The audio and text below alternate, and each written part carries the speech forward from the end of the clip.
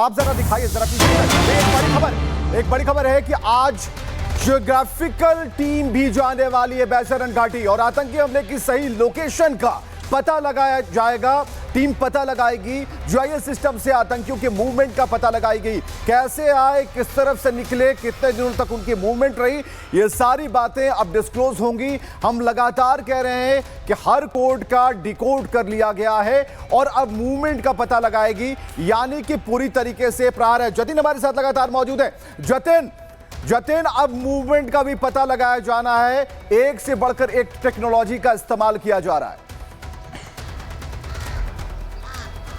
बिल्कुल, देखिए कल 3D लेजर के जरिए, मैपिंग के जरिए इस पूरे इलाके को खंगाला गया। ये जानने की कोशिश एजेंसियों द्वारा की गई कि आतंकियों का एंट्री पॉइंट क्या था और एग्जिट पॉइंट क्या था। और ये तमाम जो इलेक्ट्रॉनिक गैजेट्स हैं, हाईटेक गैजेट्स हैं, इनका इस्तेमाल इस लिहाज से भी किया जा रहा है कि 100 से ज्यादा लोगों के स्टेटमेंट जब एनआईए ने दर्ज किए, उन्होंने बताया कि आतंकियों को उन्होंने किस स्पॉट पर देखा, उनकी मूवमेंट किस तरीके से थी, और उसी बेसिस पर ये तमाम जो एनआईए पूरी मैपिंग कर रही है इलाके की, ये पता करने की कोशिश है। ये घाटी आप मेरे पीछे देख रहे हैं, यही बैसरन घाटी है और आप इस पूरे को देखेंगे तो बेहद जंगलों का इलाका है। कई इसके रास्ते हैं। बताया ये भी जा रहा है कि तकरीबन 16,000 फीट ऊंचा है ये पूरा पहाड़ और 100 से भी ज्यादा हाइड आउट इसके अंदर संभवतः हो सकते हैं। तो ये तमाम ऐसी चुनौती थी और इस इलाके में कहां से आतंकी घुसे और किधर से एग्जिट किए, जो लोगों के स्टेटमेंट मिले उन्हीं बेसिस पर ये मैपिंग की जा रही है। हालांकि आज भी इस बात की जानकारी मिल रही है कि एनआईए की टीम एक बार फिर से पहुंचेगी। हालांकि जानकारी ये भी है कि एनआईए के जो डीजी हैं वो भी यहां पर आ सकते हैं और अभी तक जो भी इन्वेस्टिगेशन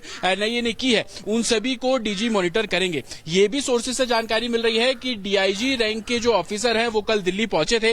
कल जो 3D लेजर मैपिंग इस पूरी बैसरन घाटी की गई है उस बारे में जानकारी जो डीजी को दी गई है और उसके बाद से ही डीजी के भी पहलगाम पहुंचने की चर्चाएं बहुत तेजी से, हालांकि अभी शेड्यूल नहीं हुआ है, टाइम किस समय वो पहुंचेंगे ये तमाम चीजें अभी थोड़ी देर में क्लियर हो जाएंगी। लेकिन ये बिल्कुल है कि अभी तक की इन्वेस्टिगेशन डीजी खुद मॉनिटर कर रहे हैं। ये भी जानकारी मिल रही है कि एक डिटेल रिपोर्ट अभी तक की इन्वेस्टिगेशन को लेकर तैयार की जा रही है और वो रिपोर्ट डीजी खुद गृह मंत्रालय में देंगे। जतिन, इस वक्त एक और बड़ी खबर आ रही है। जंग के ऐलान के पहले एक बड़ी खबर है कि पाकिस्तान ने अपना एनएसए ही बदल लिया है। इस वक्त की सबसे बड़ी जानकारी हम आपको दे रहे हैं और बड़ी खबर यह कहती है कि जंग की आहट के बीच पाकिस्तान ने एनएसए बदल लिया है। तो ये जो आहट है साफ तौर पर उस डर को दिखाता है। हालांकि इससे क्या नफा नुकसान होने वाला है ये हमारे रक्षा विशेषज्ञ जरूर बताएंगे, क्योंकि ये जो आहट है और आहट के बाद जो घबराहट है, उस घबराहट के बीच जो बदलाव है और बदलाव के बीच सशंकित पाकिस्तान, डरा हुआ पाकिस्तान ताबड़तोड़ जो चीजें कर रहा है।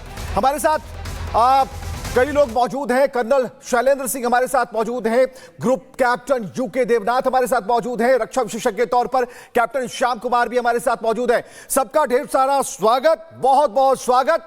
और सबसे पहला सवाल कर्नल शैलेंद्र आपसे, ये जो बदलाव दिख रहा है कैसे देख रहे हैं आप, क्योंकि आपके चश्मे से इसे देखना बहुत जरूरी है। जय हिंद, नमस्कार।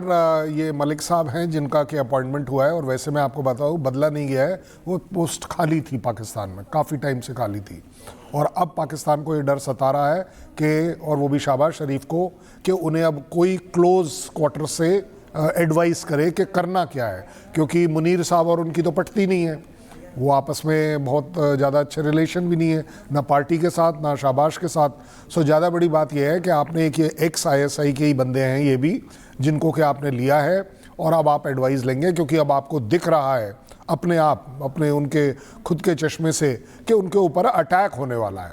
मैं ये ज़रूर उनसे एग्री करूँगा कि आपके ऊपर अटैक इमिनेंट है, बिल्कुल पक्का निश्चित है। कब, कहाँ, कैसे, ये हमारी चॉइस है। वो अटैक का जो रूप होगा वो कैसा होगा ये भी इंडिया की चॉइस है। सो अबव ऑल सबसे बड़ी जो बॉटम लाइन है, जो मैं शुरू से कह रहा हूँ, अब कहीं कोई इफ़ और बट की गुंजाइश नहीं है। अब क्लियर कट है मामला कि आप सफ़र करेंगे। आपके ये एनएसए साहब हालांकि पहले ISI वाले हैं, तो ये सारे जो क्रुकरीज हैं, जो उल्टे सीधे काम हैं, इनको ऑलरेडी आते हैं। अब ये कोई और नई चीज़ करने की कोशिश करेंगे, उसके अलावा और कुछ हो नहीं सकता। क्योंकि एडवाइस तो जब दी जाती है जब आपका कोई स्टेबल माइंड हो, कोई एक स्टेबल पॉलिसी हो आपकी कंट्री के अंदर। आप अब जो है एक मेंटल पैरालिसिस से गुजर रहे हैं। ये शैलेंद्र जी आपने जो कहा ना, ये कल से आपके ही शब्द हैं। और कल जब मैं लाइव पर था तब भी मैंने इसी बात को कहा था कि मेंटल पैरालिसिस का शिकार पाकिस्तान है। अब पछताए होत क्या जब चिड़िया चुग गई खेत। लेकिन इस वक्त एक बड़ी खबर है, पहलगाम हमले के बाद सुरक्षा एजेंसियों का बड़ा एक्शन। हुर्रियत के कई सूत्रों के यहां सुरक्षा एजेंसियों की छापेमारी जारी है। जमात इस्लामी के समर्थकों के यहां छापेमारी जारी है और जो सुरक्षा एजेंसियां हैं उनके सूत्रों के मुताबिक पहलगाम हमले के बाद इन छापेमारी में बड़ी संख्या में देश विरोधी चीजें बरामद की गई, जो इस बात का इशारा कर रही हैं कि प्रतिबंधित होने के बावजूद इन संगठनों ने पहलगाम हमलावरों के लिए ओवरग्राउंड वर्करों का नेटवर्क तैयार करने में मदद की थी। चाहे वो कुपवाड़ा हो, हंदवाड़ा हो, अनंतनाग हो, त्राग हो और पुलवामा, सोपोर, बारामूला, बांदीपोरा, करीब 100 ऐसे संगठन यहां पर लोगों के यहां छापेमारी की गई और इनके कॉल रिकॉर्ड खंगाले जा रहे हैं। हमारे साथ ग्रुप कैप्टन यूके देवनाथ लगातार मौजूद हैं। कैप्टन साहब, ये जो घबराहट है उसे आप क्या महसूस कर पा रहे हैं? जो सामने आवाज कभी कभी निकलने समय, बोलते समय जो आवाजें हकला सी जाती है, आपने देखा होगा। जिस तरह से इनके अलग अलग लीडरान बयान दे रहे हैं, घबराई आवाज़ होती है, थोड़ी शर्माई आवाज़ होती है। शर्माई इसलिए क्योंकि वो अवॉइड करते हैं टीवी कैमरा की तरफ देखना। आप देखेंगे इनके लीडरान जब स्टेटमेंट देते हैं तो कैमरे की लेंस की तरफ नहीं देखते, इधर उधर देखते हैं। उसका मतलब है दिल ही दिल में इनको भी अपने ऊपर कॉन्फिडेंस नहीं है कि ये क्या बोल रहे हैं। एक और चीज़ जो है, पाकिस्तान के आर्मी चीफ़ का जो बयान मैं बताता हूँ, वो दिखाता है कि एक प्रोफेशनल आर्मी चीफ़ नहीं है। मैंने अपने 34 साल की सर्विस कैरियर में दुनिया भर के जितने आर्मी के टॉप लीडरान हैं उनको पास से देखा है और मैंने कभी नहीं देखा कि दुनिया में किसी भी आर्मी चीफ ने कभी इस तरह का बयान दिया हो जिसमें कि वो अपने ही देश के अलग अलग धर्म की बात कर रहा हो। मैं इनसे सवाल पूछता हूँ, आपके यहाँ आपकी फ़ौज में, आर्मी, नेवी, एयरफोर्स में, आपकी पुलिस में क्या हिंदू नहीं हैं?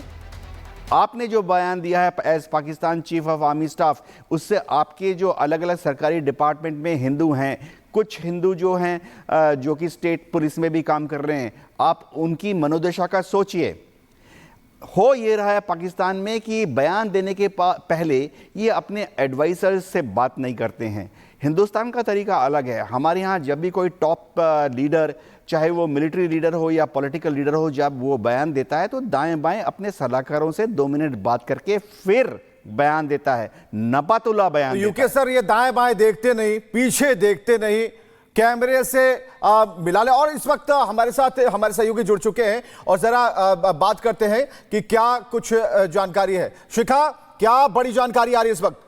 बिल्कुल विवेक, इस वक्त तो बड़ी जानकारी आ रही है। अपने दर्शकों को बता दें कि भारत ने पाक आर्मी के YouTube चैनल को बंद कर दिया है। देखिए, हो रहा है प्रोपेगेंडा फैलाने पर भारत सरकार की बड़ी कार्रवाई मानी जा रही है। ISPR के आधिकारिक YouTube चैनल को बंद किया गया है।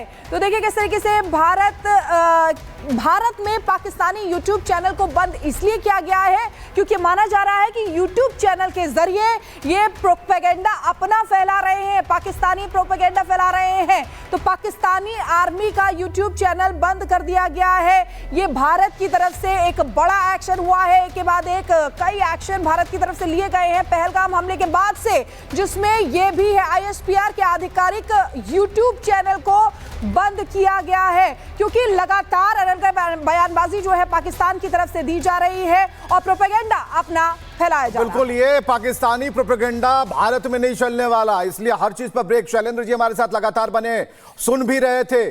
सलाहकार की बात हो रही है शैलेंद्र जी, और एयर स्पेस की हम बात कर लेंगे यूके सर से, लेकिन आपसे हम जानेंगे कि ये जो सलाहकार की नियुक्ति, कहा ना कि अंतिम क्षण में वो पिछली रोटी खाने वाले का दिमाग